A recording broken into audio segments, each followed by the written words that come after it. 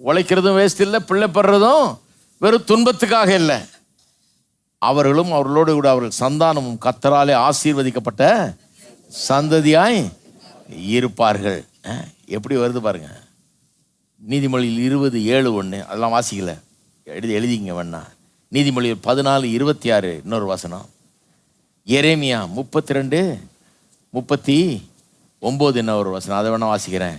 எரேமியா 32 நிறைய இருக்குது பாருங்க. இந்த மாதிரி 32 ஈசாக்குக்கும் ரெபேக்காளுக்கும் ஒரே ஒரு சின்ன 4 லைன் சொல்லியிருந்தார் கர்த்தர்.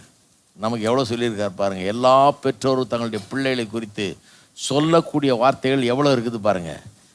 32:39 வசனத்தை பாருங்க. அவர்கள் தங்களுக்கும் தங்கள் பின்னடியாருக்கும் தங்கள் பிள்ளைகளுக்கும் நன்மை உண்டாகும்படி சகல நாட்களும் எனக்கு பயப்படும்படிக்கு நான் அவர்களுக்கு ஒரே இருதயத்தையும்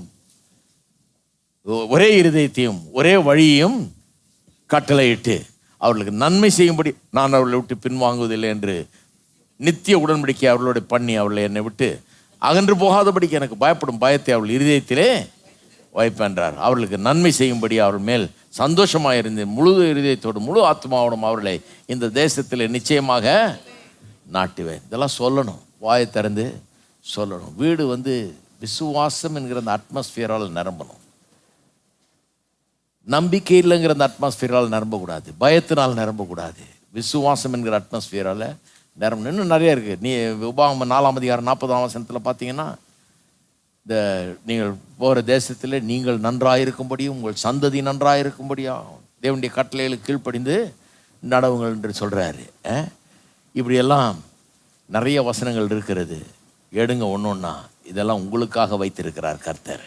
வைத்து ஈசாக்கு விசுவாசத்தினாலே வருங்காரியங்களே குறித்து என்ன நடக்க போகுது தன்னுடைய பிள்ளைகளுடைய வாழ்க்கையில் கர்த்தர் ஏற்கனவே சொல்லிட்டாரு. இங்கே கர்த்தர் நமக்கு சொல்லியிருக்கார், அவனுக்கு சொல்லியிருந்தார் என்ன நடக்க போகுதுன்னு. என்ன நடக்க போகிறது என்பதை விசுவாசத்தினாலே அவன் என்ன பண்ணான், சொல்லி அவர்களை ஆசீர்வதித்தான்.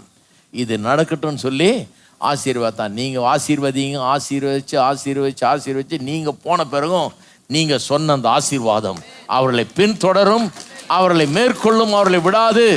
நீங்கள் சொன்ன ஆசீர்வாதமெல்லாம் அவர்கள் மீது பலிக்கும்.